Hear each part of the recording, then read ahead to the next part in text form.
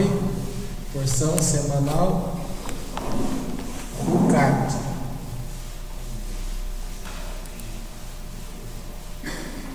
Posso ler? Vou esperar mais um pouquinho aí. Página 446. E falou o Eterno a Moisés e a Arão, dizendo: Este é o estatuto da lei que ordenou o Eterno, dizendo: Fala aos filhos de Israel, para que tomem em teu nome uma vaca vermelha perfeita, na qual não haja defeito, e que ainda não tenha levado jugo, e a dareis a Elazar, o sacerdote, e este a tirará fora do acampamento, e a degolarão diante dele. E tomará Elazar, o sacerdote, de seu sangue com seu dedo indicador, e aspergirá para a frente, na direção da entrada da tenda da reunião, do seu sangue 7 vezes. E a vaca será queimada perante os seus olhos. O seu couro, sua carne, seu sangue com seu excremento serão queimados. Tomará o sacerdote um pau de cedro, isopo, lã, carmesim, e os jogará no meio do fogo em que arde a vaca. E lavará o sacerdote suas roupas e banhará sua carne na água, e depois entrará no acampamento, e impuro estará o sacerdote até a tarde. Aquele que queimar, lavará suas roupas na água, e impuro estará até a tarde. E ajuntará o homem puro à cinza da vaca, e a porá fora do acampamento em lugar puro. E a congregação dos filhos de Israel aguardará por água purificadora, para a purificação é ela. E lavará aquele que ajuntar as cinzas da vaca, suas roupas, e impuro será até a tarde. E será para os filhos de Israel e para o prosélito que peregrinar entre eles, por estatuto perpétuo. Aquele que tocar em algum morto, todo cadáver de homem impuro será 7 dias. Então, todo cadáver de homem, aqui está falando que aquele que tocar no cadáver de um homem será impuro por 7 dias. Ele se purificará com ela no 3º dia, e no 7º dia será puro. E se não se purificar no 3º dia, no 7º dia não será puro. Todo aquele que tocar no morto, cadáver de homem que tiver morrido, e não se purificar, contamina o tabernáculo do Eterno, e aquela alma será banida de Israel, porque água de purificação não foi aspergida sobre ele. Impuro será. Sua impureza ainda está nele. Esta é a lei do homem quando morrer na tenda. Todo aquele que entrar na tenda e tudo que estiver na tenda será impuro 7 dias. E todo vaso de barro aberto, que não tenha tampa ou coberta bem ajustada sobre ele, será impuro. Vamos parar aqui, porque o importante é a questão da vaca vermelha. Como eu havia comentado um pouquinho ontem, eu já disse que essa questão da vaca vermelha deu pano para manga, né? Tempos atrás, porque na época, como evangélico, você praticamente não ouve falar nesses assuntos. E uma pessoa na época ouviu uma pregação do pastor lá na igreja que ela frequentava, antes de vir para cá, e tinha comentado sobre isso. E na época, você querendo aprender sobre esse assunto, você não acha literatura. Então, no meio evangélico, determinadas coisas você não acha. O que você encontra é muito pouco. Por exemplo, começa com a tradução errada.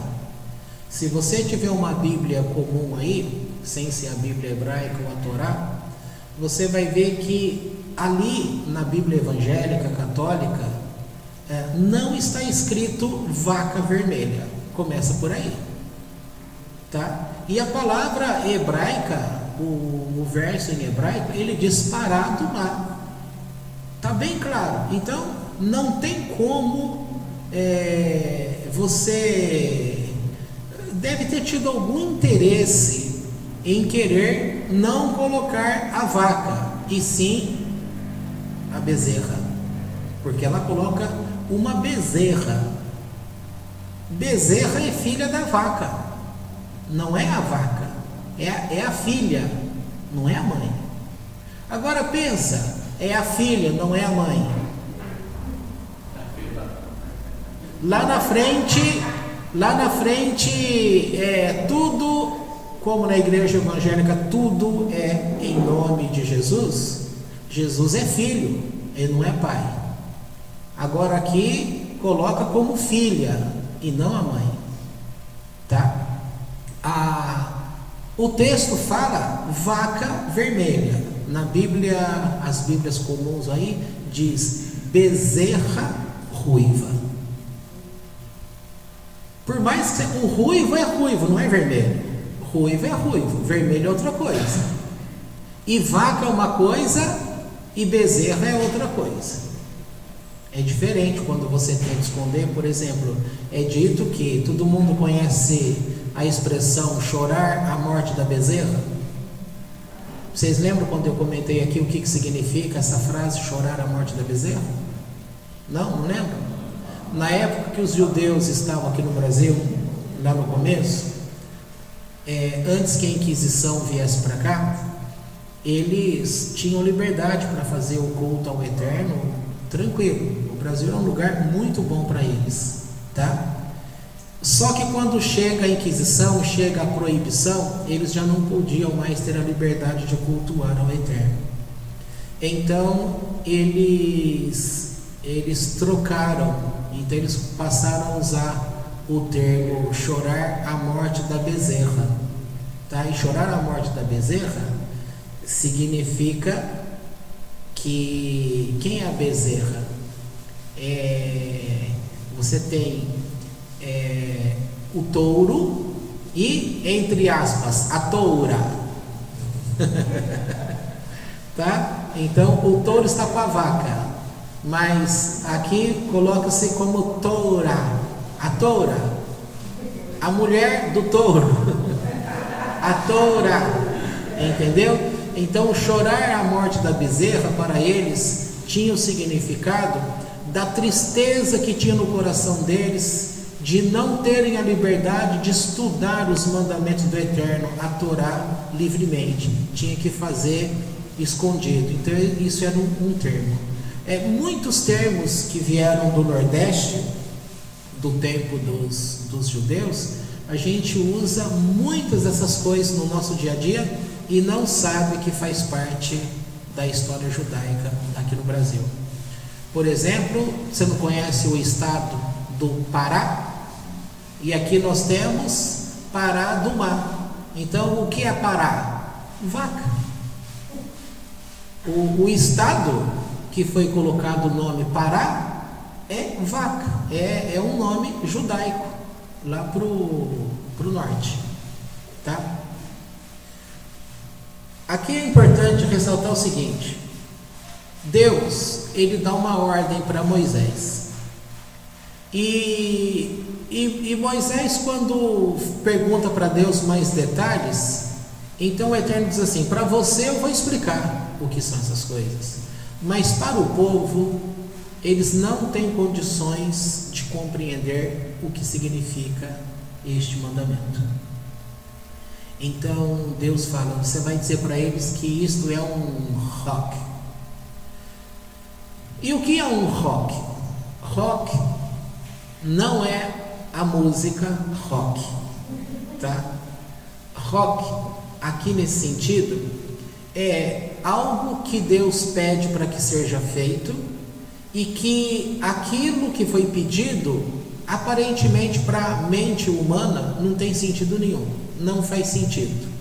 Então você vai ter que cumprir, aceitar, cumprir por fidelidade ao Eterno. Por conhecer a Deus, você vai fazer porque foi Ele que mandou, tá? Não confunda isso com o dogma da Igreja Católica, que você tem que crer Deus Pai, Deus Filho, Deus Espírito Santo, porque não interessa, tem que ser assim, que Jesus nasceu com a mãe virgem e não sei mais o que, tal. Não confunda dogma com o rock. São coisas diferentes. Primeiro, que aqui há um relacionamento com Deus. E pelo menos a pessoa para quem Deus ordenou o mandamento, no caso é Moisés, para ele, Deus deu a conhecer. Então há um motivo. Só que é um motivo tão elevado que, pelo distanciamento que nós temos aqui na terra, distanciamento daquilo que de fato é Deus, a nossa mente está muito desconectada. O que nos conecta ao eterno é a Torá. Entendeu? E até que a pessoa chegue num ponto, se é que vai chegar um dia num ponto, provavelmente não. Por quê? Porque o rei Salomão, que é chamado o mais sábio de todos, ele estudou e ele chega num ponto desse, ficou intrigado, nem ele conseguiu entender. Ele fala, eu não entendo isso. Aí você parte de um ponto. Se ele, que é Salomão, não entende, quem vai entender? Tá? Agora tem uma questão. A gente poderia comentar mais algumas coisas, mas eu queria passar para um outro tipo de palavra, e não simplesmente no texto, porque a base aqui, o próprio comentário da Torá Azul, se você ler aí nesse comentário embaixo, vai estar informando que por que a vaca, tá? A vaca, uma vaca vermelha, ela não é comum o nascimento dela no mundo. E esta, inclusive, ela teria que ser uma vaca toda vermelha. Se ela tivesse 2 pelos pretos, ela já não serviria. Ela não poderia ter defeito nenhum. Ela não poderia ser de outra cor. Não podia ser próximo, como foi dito aqui, ruivo. Ruivo não é vermelho. Ruivo é ruivo. Existe o ruivo como cor, existe o vermelho como cor, tá? Existe azul como cor, existe outros tons de azul. Então esse vermelho, ele é específico. E este animal, ele não poderá ter usado jugo. Ele não pode ter trabalhado de maneira alguma. Se ele porventura trabalhou, ele fica inapto. Conta-se uma história no Midrash que um homem, ele quis desafiar o judeu. Então, o que ele fez? Ele tinha uma vaca vermelha. Quem tinha uma vaca vermelha dessa, ele ficaria rico. Por quê? Porque ela iria valer uma fortuna, tá? Porque é uma coisa que você não encontra. E aquele homem tinha uma vaca vermelha, então ele chamou os rabinos e colocou um preço absurdo, preço para ficar rico mesmo. E os rabinos então aceitaram, mas eles pediram uns dias para poder analisar todo o animal. Até que estes homens voltassem para fechar negócio, esse homem quis fazer uma brincadeira para poder desafiar, enganar o judeu, tirar sarro da sabedoria judaica. E aquele homem então, em brincadeira, colocou o jugo sobre o animal. Aquela peça que o animal trabalha, colocou o jugo sobre aquele animal e depois tirou, achando que tão somente isso iria passar desapercebido, mas não passou. Então, numa brincadeira dessa, ele perdeu toda a fortuna dele, porque a vaca que ele tinha, que era uma vaca kasher, ela foi desqualificada. E isso então mostrou a santidade desse povo. Outro assunto que é comentado aí na Torá que eu tinha dito é que essa vaca, ela é para expiar o pecado que o povo cometeu em relação ao bezerro de ouro. Por quê? Porque antes de ter sido o bezerro de ouro, o povo estava numa qualidade espiritual muito alta. Então vamos chamar uma qualidade de felicidade.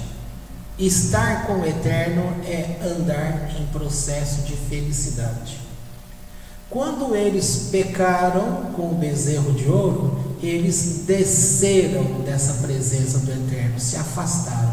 Se afastar do Eterno significa um estado de infelicidade, tá? Aproximar-se do Eterno estando com Ele é você estar num sentido religioso. E esse sentido religioso aqui é o sentido bom dessa palavra religiosa. É o sentido de estar ligado com o Eterno, estando ligado a Ele da forma que Ele ordenou que se estivesse. Não da nossa forma, mas da forma dele. Eu não quero misturar as palavras aí, porque no meio evangélico cristão é muito usado essa palavra religioso no sentido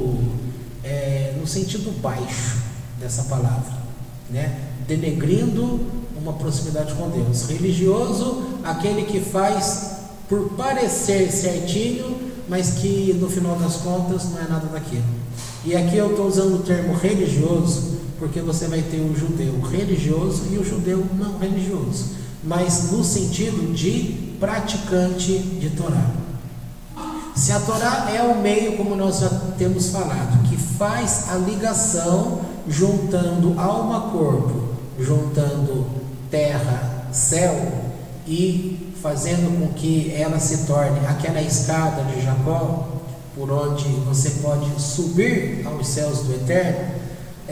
A Torá é esta escada, é esta techuvá, é a explicação correta, a forma correta, que é este aparelho que desce luz dos céus para a terra, inundando a terra de luz. E todo aquele que anda no viver diário, que é na prática da Torá, da forma como o Eterno deixou assim catalogado, podemos dizer, ele está trazendo luz ao mundo, porque ele recebe luz e estará iluminando o mundo, tá? E estará fazendo retificação do mundo também, não somente de alma, mas também fisicamente falando do mundo. Agora, quando eles se afastaram de Deus, eles voltaram àquela condição antes da Torá. Tá bom? Volta àquela condição de negritude, de escuridão, de afastamento, de cada um viver por si, seja por rebeldia, seja por ética moral, tudo, cada um vivendo de acordo com seu bel prazer. Então o Eterno, ele, numa das coisas, ele manda trazer esta vaca vermelha. E a vaca vermelha, ela vai fazer a purificação do homem que tocou com a morte. Tá? Aqui há um segredo? Há um segredo. E o Eterno disse que o homem na terra não tem condições de conhecer a amplitude desse segredo. Algumas coisinhas é explicado, como nós estamos explicando. Conta a história que uma mulher, ela trabalhava num palácio, e um dia ela levou a criança dela para mostrar a ela como era a casa do rei, o palácio, e aquela criança fez sujeira no local.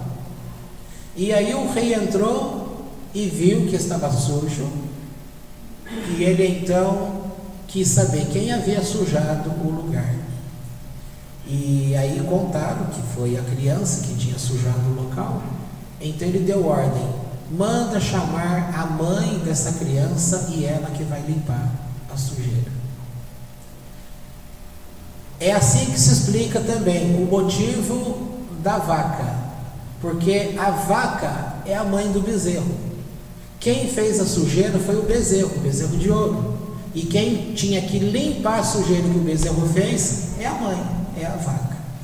Por isso que na tradução colocada em português, das Bíblias em português, nas variadas versões, cristã e evangélica, eles não trazem a palavra aí, bezerra ruiva. Isso é uma tradução errada, porque a bezerra, qual é a diferença de bezerro para bezerro? Um é feminino, o outro é masculino. E foi isso que Deus ordenou?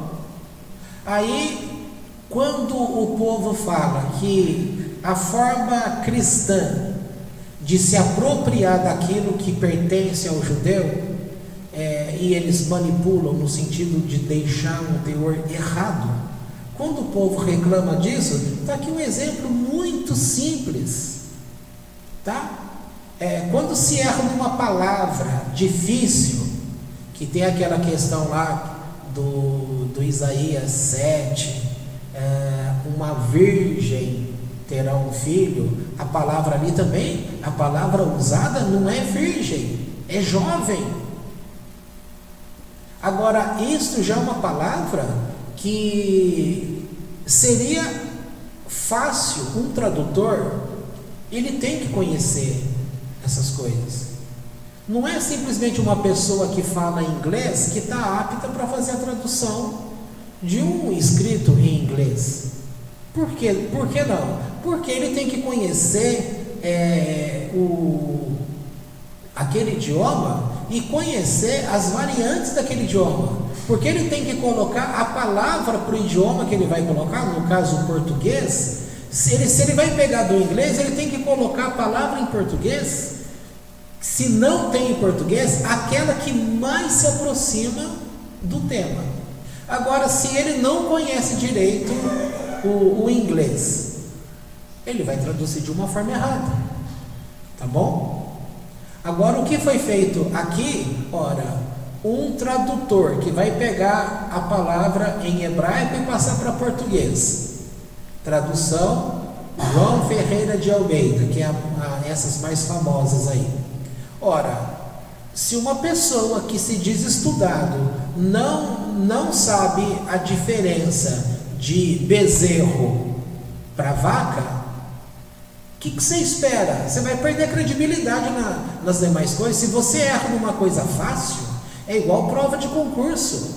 É inadmissível um aluno que vai fazer uma prova de concurso, ele não pode errar pergunta fácil. Porque se ele erra pergunta fácil, a classificação dele vai lá para baixo. Ele está correndo o risco de ser eliminado de cara. Por quê? Pergunta fácil todo mundo tem que acertar. Você vai lutar com pergunta difícil, porque se você erra, a probabilidade é que um monte de gente também errou. Então você vai brigar lá em cima. Aqui, se um tradutor erra numa palavra fácil, vaca, tem coisa mais fácil do que vaca?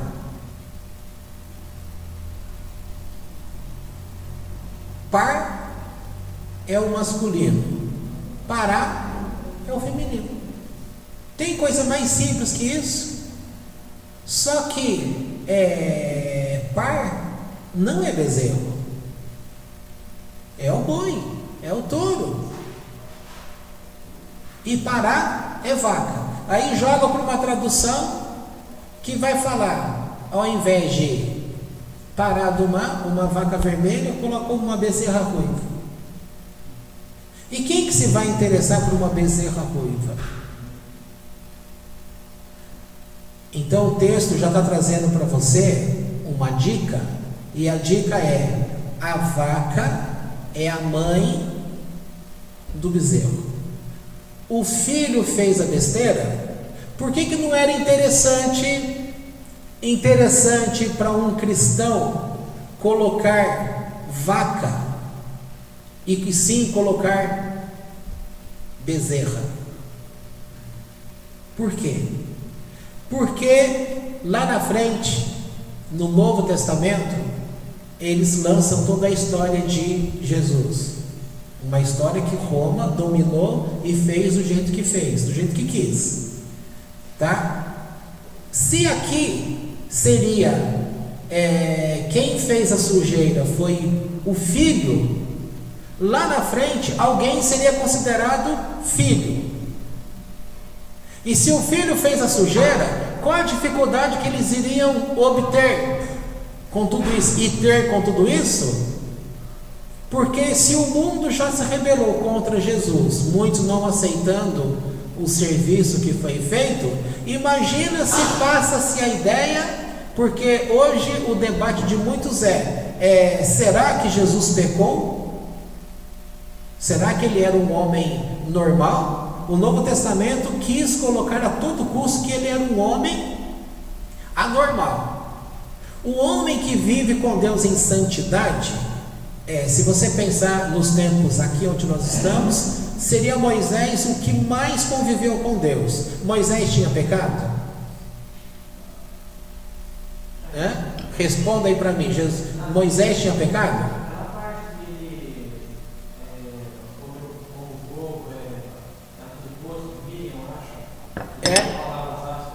Isso vai ser aqui para frente, em textos mais para frente. Ele usa essas palavras ásperas quando ele bate na rocha, que é dito que ele então, por este pecado. Então Moisés, um homem que viveu 120 anos de vida, e ele teve 120 dias no céu com Deus. Então um homem que atinge um grau de perfeição desse, ele também pecou. Por que Jesus teria que ser um homem sem pecado? Não é atribuído ao Messias ser sem pecado. A questão não é que ele não tenha pecado, a questão é o conhecimento que ele tem da Torá do Eterno para ensinar as pessoas, o grau de santidade. E não só isso, mas parece que em Ezequiel ele vai oferecer um sacrifício por pedir perdão por algum pecado, né? Vai, está escrito, lembrou bem. O próprio Messias, isso você nunca ouviu também em termos cristão evangélico, porque ali ele seria um nobre, ele seria o total, ele seria o tudo. E o Messias, tá? Então, supondo, imaginando que Jesus é o Messias, então quando ele voltar como Messias, ele vai apresentar sacrifício no templo. Ele vai providenciar o surgimento do terceiro templo, ele vai sacrificar no terceiro templo, tá? Está escrito, entendeu? E aonde fica a tese? Eu não estou falando de igreja evangélica cristã, mas infelizmente entrou no tema. Onde ficaria a tese de que a igreja substituiu Israel e que a lei do Velho Testamento não vale mais, sendo que o ícone deles, que é Jesus, está dizendo que ele, como Messias, vai sacrificar, entregando sacrifício no templo. Se não existe mais, se ele fez e quebrou tudo para que ninguém mais cumpra, por que ele vai voltar a cumprir? Tá? Então esse tipo de coisa passa batido, e passa um ensino que, se ele não chega até a pessoa como um ensino limpo, chegando já contaminado, terá uma dificuldade para que essa pessoa alcance ao longo da vida dela, chegando à verdade. Mas para aqueles que têm um coração puro para com Deus, por mais que se tentou interceptar este bom caminho, você não chegou até aqui, você não chegou até esse conhecimento.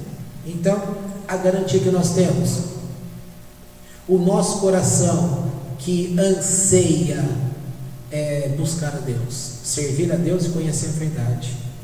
Não adiantou tradução errada, não adiantou trindade, não adiantou Jesus como Deus, não adiantou nada que fizeram, porque isso não impediu a gente de ficar longe do conhecimento de Deus. A gente furou todos os bloqueios. E para a gente hoje fica fácil compreender que uma das artimanhas foi não ter traduzido a palavra correta. Uma coisa tão simples que é uma vaca vermelha, colocaram uma bezerra ruiva, tá? E como isso é um rock, já não é possível compreender. Quando você fala, como eu estava dizendo, bezerra com bezerro, acaba dando tudo a mesma coisa. É um masculino e um feminino, ou seja, tudo farinha do mesmo saco. Entendeu? Fica tudo ali, fácil. Quando se coloca lá na frente, filho, como eu já disse sobre isso, que Jesus seria conhecido como o Cordeiro de Deus que tira o pecado do mundo, tudo deveria ser atribuído a ele como este Salvador, tá bom? Agora aqui o Eterno está falando algo que está além, tá? Que quem fez essa salvação da morte não foi o filho, mas foi a mãe. Não mudou o sentido? Se é a mãe que fez no lugar do filho, por isso aquela palavra do rei, quem fez isso foi o filho? Foi o filho do homem que fez isso? Então chame a sua mãe, ela que vai limpar. Quem fez o problema de separação logo após ter recebido a Torá, que tinha sido ligado com Deus, foi através do bezerro? Então quem vai limpar o pecado cometido pelo povo através do bezerro? Deus usa a mãe do bezerro, usa a entidade maior.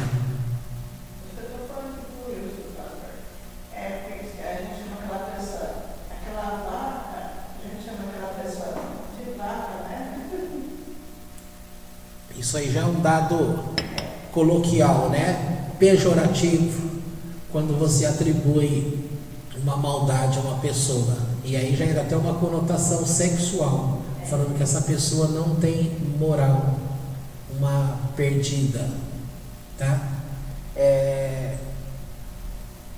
E tem até sentido isso que ela está falando, porque é mais uma forma pejorativa, porque você tem países orientais onde a vaca é sagrada, tá? Não se pode mexer com a vaca. Aqui no Brasil a vaca não tem nada de sagrado, né? A gente faz churrasco da vaca, come, usa o couro da vaca, você usa tudo da vaca, inclusive até o excremento dela é adubo. Você usa tudo, tá? A gente come de tudo. E quando se fala de uma mulher que é uma vaca, no reino animal não tem essa perversidade de uma, poderia falar cadela também, como se usa, né? Que a gente tem a visão nas ruas dos cachorros aí que se atracam. Então tudo isso pode estar visando tudo uma forma de entrar no inconsciente coletivo da pessoa, entendeu? Mas voltando aqui, o que eu queria dizer é que chama a mãe dessa criança e limpa. Então a vaca, ela vai eliminar o pecado de morte, vai tirar o estado de infelicidade para trazer o homem de volta à prática da Torá, religando o homem com Deus pela prática da Torá. Então a vaca está acima do bezerro, tá bom? Uma outra coisa importante que é comentado, quando a vaca quando vai borrifar essa água para poder purificar a pessoa, trazer a pessoa novamente a uma comunhão com Deus, ela sabe que aquela água misturada com cinzas vem de onde? Vem de uma vaca que pagou um preço. Quando ele associa a imagem da vaca, ele sabe que a vaca vai lembrar o bezerro, e o bezerro é quem trouxe a sujeira, tá? Então assim que cada homem, cada pessoa, ao ser purificado, ele também vai fazer uma jogada emocional de limpeza, tá bom? É comentado também no próprio comentário da Torá esse livro Torá Azul, é dito que o mérito para essa mitzvah, este mandamento da vaca vermelha, pertence a Abraão, porque Abraão, ele vem dele. Vamos ver se a gente acha aqui. Deixa eu ver aqui rapidinho no comentário. Quem achar primeiro me fala aí.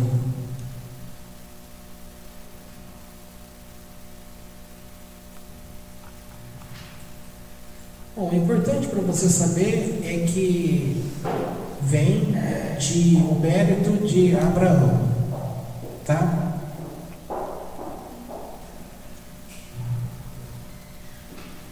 A gente poderia ler também, é importante para quem quiser uma explicação mais facilitada, com exemplos, você pode ler no Midrash, nessa porção, e você vai então compreender.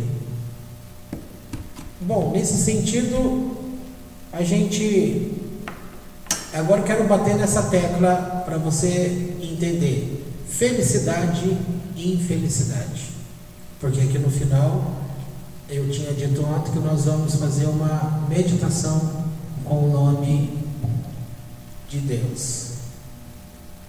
E o nome, usando este nome de Deus, você vai usar as 3 letras do nome, que é Vehu. As 3 letras, portanto, a 6ª letra, o Vav, o Re, a 5ª letra, e Vav novamente. Essas 3 letras. E a energia desse nome divino é para trazer à pessoa felicidade. E o que é felicidade, se não o estar conectado com Deus? Tá?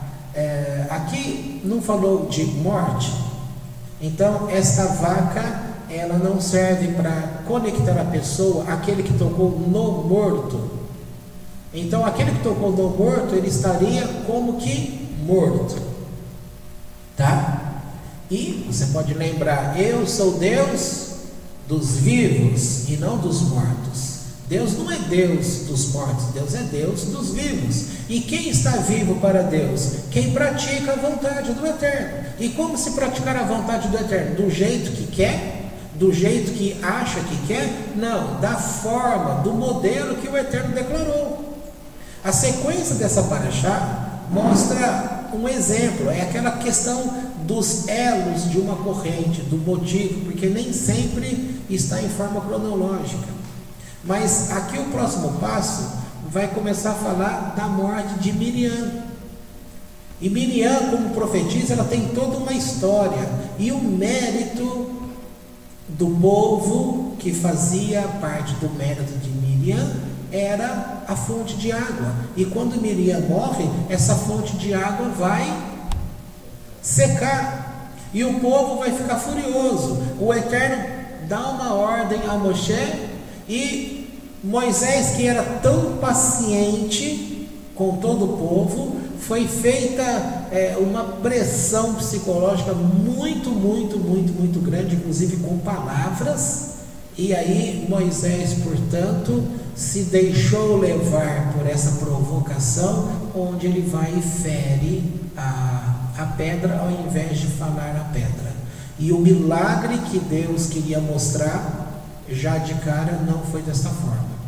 Por outro lado, o Midrash deixa claro que este momento eles não queriam água, então Deus permitiu que saísse tanta água, que todos aqueles murmuradores morreram afogados.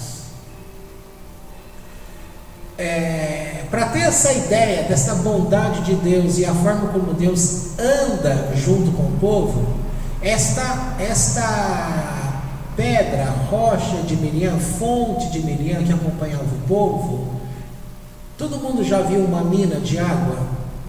Quem morou na roça viu mais isso. Quem é nascido na cidade e não tem uma fonte de água perto, acho difícil, né? Quando eu disse um dia que tem mina de água mineral, a pessoa riu da minha cara, né? Disse, né, você está brincando, tirando sarro, parte de você, tirando sarro, não existe isso. Falou, é simples, vai lá em Cambuquira para você ver.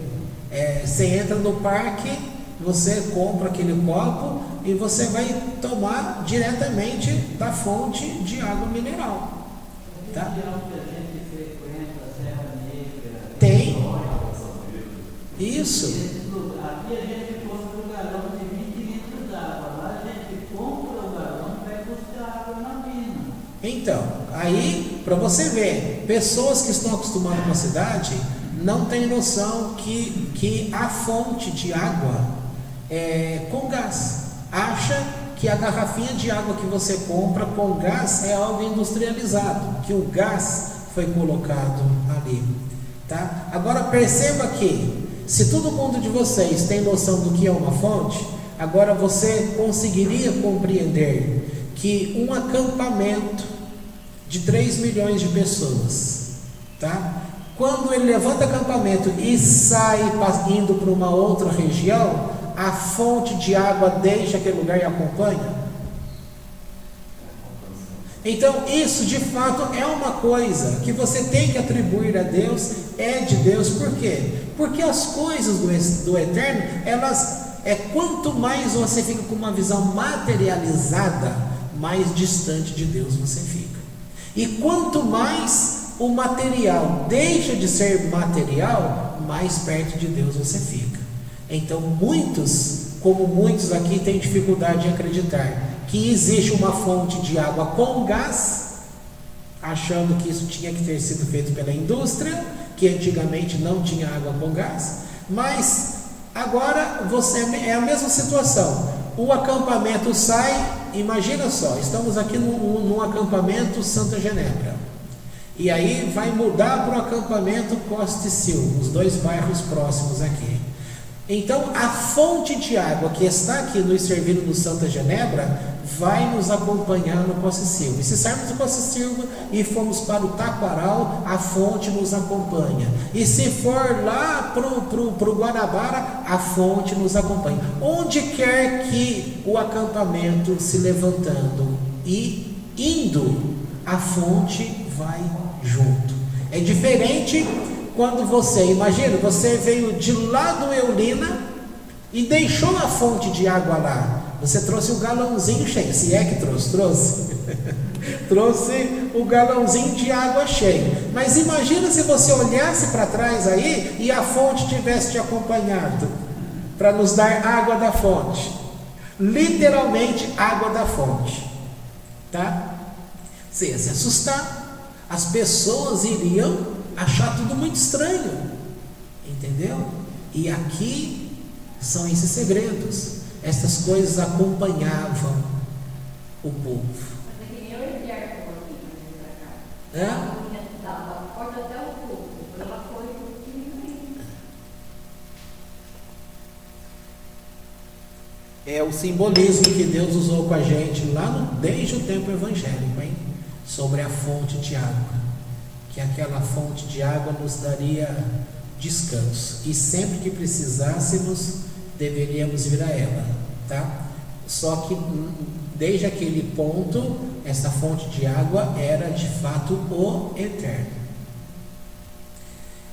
Então, estou fazendo essa analogia aí para você compreender que uma fonte de água acompanha, para você entender que isso estava tão acostumado no meio deles, que quando o responsável por esse mérito morreu, se ele não tivesse feito a água secar, porque o Eterno, ele é muito a favor de que aquele que tem mérito deve ter os seus méritos considerados, tá?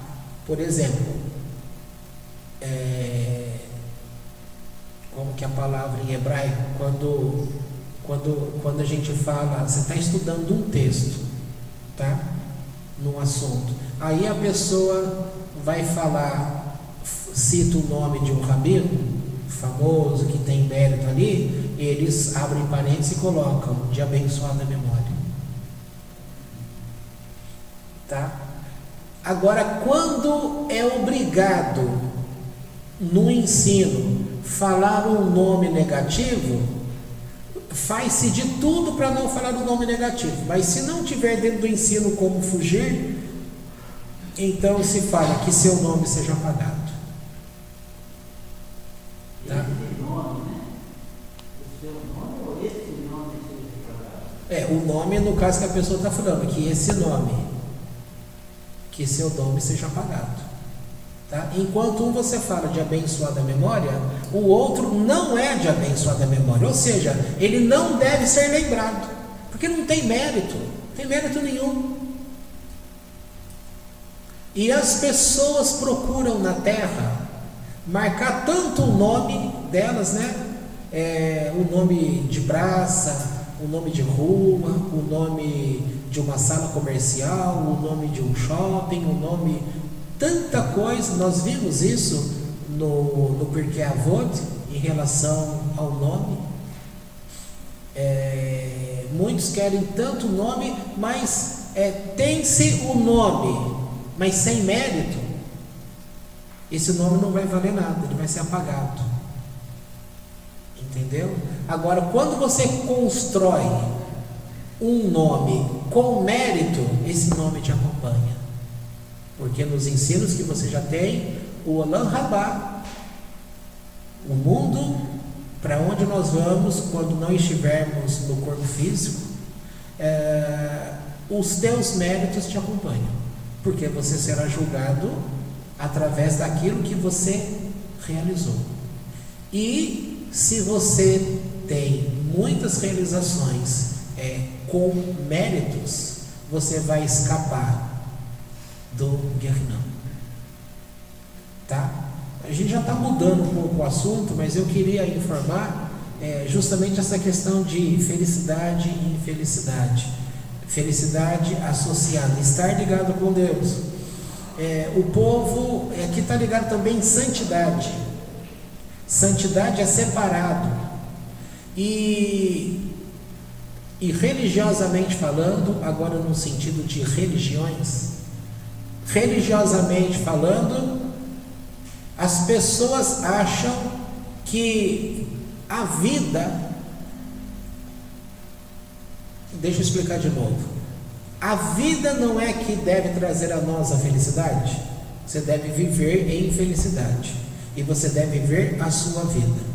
Num conhecimento religioso, cristão, evangélico, viver a vida significa você se dar aos prazeres do mundo, porque eles acham que a santidade, isso é um comentário da TV Meir, quem gosta de assistir os comentários da Parashá, do Rony Hadid, o Rabino, e o outro que eu não lembro, acho que o Rabino Meir, não lembro o nome dele, é isso? O Rony Hadid é o segundo, o Meir da esquerda e o Hadid da direita. 15 minutinhos, são comentários assim, rapidinho, tão gostoso de você ouvir. Então ele está chamando atenção para esse tema, que para a religião, ser santo estando separado, estando cá dentro, vivendo esta religiosidade. Ele não usou o termo cristão, eu que estou usando aqui para ficar mais fácil para poder compreender. Porque como nós viemos da igreja evangélica, a gente conhece esse sistema, sabe que é assim. Então é falado que a vida está lá fora, mas a vida que está lá fora, eu não posso me misturar com aquela vida, eu tenho que viver separado aqui. Então a vida está lá fora, então eu estou mais morto de cá do que vivo de lá, porque eu estando vivo, na verdade eu estou morto para eles. Porque a vida é estar associado com os prazeres que tem lá fora. Exemplo, crente vai para a balada, Crente pode fumar? Crente pode beber vinho? Crente pode beber cerveja? Crente pode ir na casa de fulano que não é evangélico? Você pode se associar com os teus parentes que não comungam da tua fé? Você isso, você aquilo outro? Crente pode usar mini saia? E vai por aí afora. O homem pode usar short, camiseta cavada, aquelas coisas todas que vem de lá de trás. Então, essas coisas todas, pode ir num aniversário, pode ir num barzinho, pode ouvir música do mundo, pode ir num show da Maria Rita, do Diogo Nogueira. Imagina se eu vou num show lá e encontro você lá. Você aqui. Aí eu olho, mas você aqui também. Que bom, né? Que bom gosto que você tem. Aí a gente pode até sentar na mesma mesa, sem neura, sem problema nenhum. Mas se um evangélico encontra outro no lugar desse, um foge do outro, porque um não pode ver o outro, porque é tido que os dois estão fora da posição, tá? Aí entra o quê? Eu tenho que aprender a viver no mundo como se do mundo eu não fosse. Então você está morto. Aí entra aquela questão justamente que você tem que ser perfeito, que você não pode ter pecado, é tudo associação de imagem. Por isso que eu disse, foi colocado Jesus como aquele que não pecou, e você tem que ter esse modelo. Só que no modelo judaico não se tem preocupação com o pecado, porque nós fazemos techuvá. Nós temos a Torá, que é o caminho de perdão para o eterno, é o caminho de graça. Nós temos o próprio exemplo que todos os grandes homens vinculados com Deus, todos eles pecaram. Todos. Então não temos esse problema. Eu não preciso esconder a garrafa de vinho que eu tenho na minha casa quando uma pessoa vai lá. Tá? Não preciso esconder. Por quê? Porque pode tomar vinho? Pode. Não pode embebedar do vinho. E por falar nisso, tem um vídeo daquele pessoal lá que faz o humor cristão. Eu não vou lembrar a história, mas eles estão lá almoçando em família e não tinha ninguém da igreja lá, né? O pai estava com a garrafa, não me lembro se é vodka, pinga, o que é aquilo, e está lá em cima da mesa, aí toca a campainha, era o pastor da igreja. Aí é aquela correria lá e esconde tudo e tal, e fica tudo certinho, porque aí eles voltaram e ficar todo mundo na caixinha, né? E o pastor está ali comendo, tal, aí ele pergunta, tem aquela aguinha aí?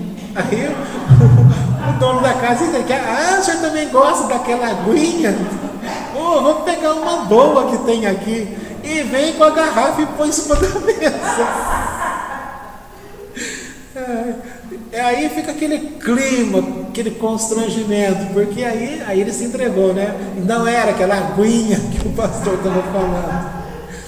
E são brincadeiras, são coisas que se mostram, que se falam, mas a ideia, voltando para o comentário do Rabino Hadid, ele fala dessa questão do mundo estando lá fora, o medo das pessoas, para eles o mundo lá fora é um lugar de sujeira, que não se pode ter contato com isso e aquilo, e só que nós vivemos neste mundo, e se você não estiver inserido com as pessoas do mundo, como que você vai cumprir Torá?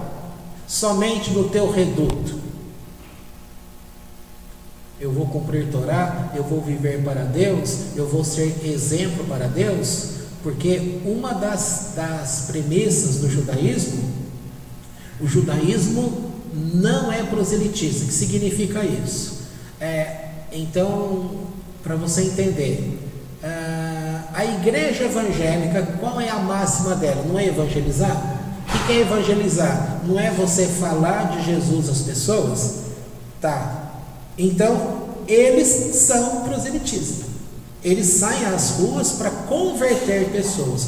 O judaísmo não sai às ruas para converter pessoas. Ele não tem essa necessidade de ficar, entre aspas, evangelizando pessoas. Não tem no judaísmo isso, tá? Agora, como é este evangelismo, esse proselitismo sem se fazer proselitismo? É você viver a tua vida com Deus estando no mundo, no meio das pessoas. E é ali com o teu testemunho que você será notado.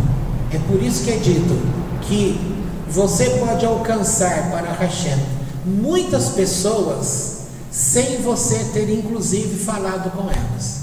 Porque você pode ter alcançado essas pessoas só por causa do teu mérito. Ela nem te conhece, mas ela está te enxergando, ela está vendo o que você faz, como é o teu procedimento, tá? Viu a grande diferença? Enquanto um tem medo do mundo, o judaísmo te obriga a viver nesse mundo sem medo do pecado do mundo, sem medo de se misturar, porque é nessa mistura que você vai mostrar a tua pureza, quem é você com Hashem, e não totalmente fora. Não deve-se ter medo das coisas, nem medo do diabo, nem medo do cigarro, nem medo da bebida, nem medo do palavrão, nem medo daquilo, nem medo de nada, porque se você está vivendo com Deus, você vive com o Eterno pelo coração. E quando nós temos erros, porque nós temos erros, o Eterno não vai nos abandonar no erro. Ele está sempre nos chamando, tem sempre uma forma de voltar-se para Deus. E essa ideia da vaca vermelha, de reparar o pecado, de reunir o povo, de trazer de volta a felicidade. A questão da água, a água que acompanha, não é você que acompanha a água que te acompanha, entendeu? E no sentido do mérito, a gente estava dizendo que quando Miriam morreu, o povo nem tinha percebido que ela tinha morrido. Isso para Deus é lido como uma ingratidão do povo. Como que você não percebe que uma das lideranças morreu? Como que não percebe? E eles não valorizaram. Então o Eterno, para forçar eles darem o valor, o Midrash que explica assim, que para forçar as pessoas a darem o devido valor, porque ela tinha valor e tinha que ter sido valorizada por isso. Então ele usa desse recurso de forçar as pessoas. Só que com isso, o povo, além de demorar a captar essa mensagem, o povo ficou irado, cego. Ou seja, este povo não é propriamente o povo de Israel. Este povo são os Erevrav, são aqueles convertidos que saíram do Egito, mas que ainda tinham associação com o seu Yetzer Hará, com as suas feitiçarias, com a sua inclinação, entendeu? E aí a arrogância tão grande. Novamente ontem, nós vimos que por 9 gerações Deus teve paciência, porque Avot, no capítulo 5, verso 2, Deus teve paciência em trazer a punição, e foi explicado que quando o pecado era para com Deus, ele foi tendo paciência, mas quando o pecado era de ser humano para ser humano, ele vem e traz a punição em seguida. O que está acontecendo aqui nesse acampamento? Eles estão cometendo um erro, uma maldade de ser humano para ser humano. Então Deus vem em seguida e faz com que a água brote, sim, só que a água usa todo aquele caminho. Engraçado, a água ela vai para aquele caminho, mas a água escolheu os lugares que ela tinha que alagar e matar. Então era uma água dirigida, era uma água que tinha o comando do Eterno. Não foi tudo que inundou, mas inundou somente aqueles que mereciam ser punidos, porque essa atitude deles foi desrespeitosa para com Miriam, mas foi também muito desrespeitoso para com Moisés. E aqui está relatado o motivo de Moisés ter perdido o direito de entrar na terra prometida. Então, se fosse pegar ao pé da letra, sem entender as coisas que estão por trás disso, ao pé da letra, este povo foi o responsável de serem ingratos com o trabalho que Miriam prestou no meio deles, foram ingratos com a liderança de Moisés, porque eles acabaram sendo os motivadores do erro de Moisés, e aquele que liberou um povo para entrar na terra prometida, não entrou na terra prometida. Tudo por uma ação humana, ou seja, o homem pode colocar tudo a perder a qualquer momento. E quando ele põe tudo a perder a qualquer momento, em relação ao outro ser humano, então Deus vem e traz a punição logo. Entendeu? Pois bem, podemos parar aqui.